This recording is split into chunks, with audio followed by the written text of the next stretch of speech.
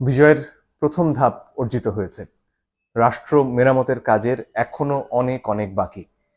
কিন্তু এই সময়ে অতীতে আমরা যে ভুল করেছি সেটা যেন না করি। মুক্তিযুদ্ধের পরে শহীদদের তালিকা আমরা 50 বছরেও করতে পারিনি। আহতদের তালিকা সে তো আরো অনেক দূরের কথা। কিন্তু এই সময় সেটা অসম্ভব নয়। শহীদদের তালিকা করা শুরু হয়েছে, কিন্তু সেখানে ছাত্রদের ব্যাপারে যতটা বিস্তারিত এসেছে, তার পাশাপাশি সাধারণ মানুষ, একেবারে গরিব মানুষ যারা ছাত্রদের পাশে কাঁধে কাঁধ মিলিয়ে নেমে এসেছিলেন, তাদের কথা আমরা মনে রাখতে কতটুকু পেরেছি সে প্রশ্ন হয়তো আছে। কিন্তু দেরি হয়ে যায়নি এখনো। আমাদের খুব দ্রুত প্রয়োজন যারা শহীদ হয়েছেন, এমন অনেক মানুষ আছেন যাদের সাথে হয়তো ছাত্রদের সরাসরি যোগাযোগ নেই, একেবারে আলাদাভাবে স্রেফ ছাত্রদের মৃত্যু দেখে অনুপ্রাণিত হয়ে তারা লড়াই করতে নেমে এসেছেন মাঠে। এদের কথা মনে রাখতে হবে, এদের কথা ভুলে গেলে চলবে না। এদের মধ্যে রিকশাওয়ালা রয়েছেন, সাধারণ শ্রমিক রয়েছেন, যারা ভ্যানে সবজি বিক্রি করতেন তারা রয়েছেন। এরা বস্তিতে থাকেন, এদের সবার কাছে ইন্টারনেট বলা মোবাইল ফোন, স্মার্টফোন নেই। এদের মধ্যে যারা শহীদ হয়েছেন তাদের তালিকা যত দ্রুত সম্ভব এলাকা ভিত্তিক করা প্রয়োজন। আরো একটা কাজ খুবই প্রয়োজন এই মুহূর্তে, সেটা হচ্ছে যারা আহত হয়েছেন এবং যাদের চিকিৎসা প্রয়োজন। এমন অনেকে রয়েছেন যাদের চিকিৎসা করার মতন সামর্থ্য রয়েছে, তারা হাসপাতালে যেতে পারছেন, এদের মধ্যে ছাত্ররা রয়েছেন। কিন্তু এর বাইরে যারা সাধারণ মানুষ, যারা বস্তিতে থাকেন, তারা হয়তো তার ঘরে আহত হয়ে অসুস্থ অবস্থায় পড়ে রয়েছেন, তার খবর আমরা এখনো জানতে পারছি না। আমি আহ্বান জানাচ্ছি যারা ছাত্ররা এই আন্দোলনের নেতৃত্ব দিয়েছেন, যারা অত্যন্ত চমৎকারভাবে এখনো অনেক জায়গাতে ট্রাফিক সামলাচ্ছেন, ঢাকা আজকে একটা সুশৃঙ্খল শহর, তাদেরকে আহ্বান জানাবো, আপনাদের আরো কাজ রয়ে গেছে। এই আহতদের খুঁজে বের করতে হবে, তাদের পাশে দাঁড়াতে হবে। তবে এই কাজ শুধু আমাদের ছাত্রছাত্রীদের নয়, এই কাজ এলাকার সবার। আপনার এলাকায় বস্তিগুলোতে গিয়ে দেখতে হবে সেখানে কারা আহত রয়েছেন, তাদের কি সাহায্যের প্রয়োজন। সাহায্য আপনারা একা করতে পারবেন না, তার জন্য সবাইকে এগিয়ে আসতে হবে এবং অনেক জায়গা থেকে, দেশ বিদেশ থেকে মানুষরা সাহায্যের জন্য, অর্থ সাহায্য করতে এগিয়ে আসতে চাইছেন। কিন্তু তারা কিভাবে এই টাকা পৌঁছবেন, তার জন্য যেমন একটা কেন্দ্রীয় ব্যবস্থা প্রয়োজন, স্থানীয় ব্যবস্থাও করা যেতে পারে। প্রথম কথা, একটা গুগল ডক করা যেতে পারে যেখানে এই তথ্যগুলো দেয়া হবে যে তিনি কে, কোথায় থাকেন, তার যোগাযোগের ঠিকানা বা মোবাইল ফাইন্যান্সিয়াল সার্ভিস, সেটা বিকাশ হোক, ডাচ বাংলা ব্যাংকের হোক, সেগুলোর নম্বর দেয়া যেতে পারে। সেখানে সরাসরি তিনি সাহায্য পেতে পারেন। এখানে একটা প্রশ্ন আসে যে তাহলে যার নাম 1 নম্বরে আছে তার কাছে হয়তো সব সাহায্য পৌঁছে যাবে।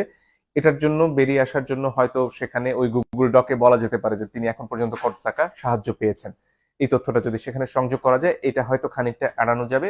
এছাড়া যারা ওয়েব ডেভেলপ করেন তাদের পক্ষে একটা ওয়েবসাইট তৈরি করা সম্ভব, যেখানে আসলে এই যে কার নাম আগে আসবে কার নাম পরে আসবে এটা নিয়ন্ত্রণ করা সম্ভব, যাতে সুষ্ঠুভাবে এই সাহায্যটা সবার কাছে পৌঁছানো সম্ভব হয়।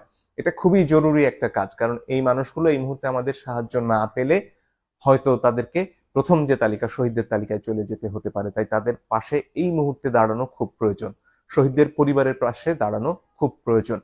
আরো একটা কাজ সারা দেশ জুড়ে চলছে, সেটা হচ্ছে যেসব হামলা হচ্ছে, বিশেষত সংখ্যালঘুদের উপর যে হামলা হচ্ছে, সেটা আমাদের যে কোনো মূল্যে ঠেকাতে হবে। ছাত্রছাত্রীরা এই হামলা করছে না, যারা এই যে জনগণ যারা এতদিন গুলি উপেক্ষা করে রাস্তায় নেমেছেন, তারা এই হামলা করতে পারেন না। যারা করছেন তারা এই আন্দোলনের কেউ নন, তাদেরকে প্রতিহত করতে হবে, সবাইকে এগিয়ে আসতে হবে এই আন্দোলনে। যেমন একজন মুসলমান ছিলেন, তেমনি হিন্দুরাও ছিলেন, তেমনি বৌদ্ধরা ছিলেন, তেমনি সমতলের মানুষ ছিলেন, তেমনি পাহাড়ের মানুষ ছিলেন, আদিবাসীরা ছিলেন। সবাই মিলে নতুন বাংলাদেশ করতে হলে সবাইকে সুরক্ষা দেওয়ার চেষ্টা আজ থেকেই করতে হবে। ডক্টর মোহাম্মদ ইউনূস দায়িত্ব গ্রহণে সম্মতি জানিয়েছেন, সরকারের তরফ থেকেও কালকে রাতে সেটা জানানো হয়েছে। সমন্বয়কদের মধ্যে অন্যতম নাহিদও সে কথা জানিয়েছেন। কিন্তু এর বাইরে সরকার গঠন এখনো খানিকটা সময় নিচ্ছে, হয়তো 24 ঘন্টার মধ্যে হয়ে যাবে। এই অল্প সময়টুকু আমাদের শান্তি শৃঙ্খলা রক্ষা করার জন্য সর্বোচ্চ চেষ্টা করতে হবে। আমাদের বন্ধুরা যারা অনেক ক্ষেত্রে নানান সামাজিক চাপে কেউ চোর হয়েছেন, কেউ ডাকাত হয়েছেন, তারাও আমাদের ভাই। নজরুল তাদের নিয়ে বহু আগে কবিতা লিখে গেছেন, হয়তো আমরা ভুলে গেছি, চোর ডাকাত নামে পড়ে নিতে পারেন। এই ক্রান্তি লগ্নে আপনারাও এগিয়ে আসুন না, আপনাদের সমস্যার কথা আমরা বোঝার চেষ্টা করব। আর যাতে এই সমাজে কাউকে ডাকাত না হতে হয়, চোর না হতে হয়, কাউকে যাতে বারাঙ্গনা পল্লীতে কষ্টের জীবন বেছে নিতে না হয়, সে চেষ্টা নিশ্চয়ই নতুন সমাজ করবে। আজকে যারা অনেক চাপে পড়ে আজকে চুরির পেশায় চলে গেছেন, কেউ পকেট মেরেছেন, হয়তো অনেক ক্ষেত্রে গণধোলাই খেতে হয়েছে আপনাদের, এই এই সমস্যাগুলো থেকে যাতে সবাইকে এক জায়গায় নিয়ে আসা যায় সে চেষ্টাও আমরা করতে চাই। আমার বিশ্বাস আমাদের তরুণরা সব পারবে, কারণ আমাদের সে বুদ্ধিই ছিল না, আমরা পৃথিবী দেখে বড় হইনি। আমাদের তরুণরা আজকে এমন এক সব পেশার কথা বলে যেগুলো আমরা বুড়োরা বুঝতেই পারি না। অনেকক্ষণ ধরে বুঝতে হয় বাবা তুমি কি কাজ করো, এবং তারা ঘরে বসে বৈদেশিক মুদ্রা আয় করে। ফলে এই তারুণ্য সব পারবে বলেই আমি বিশ্বাস করি, কিন্তু তাদের পাশে দাঁড়াতে হবে আমাদের সবাইকে। অনেক ধন্যবাদ।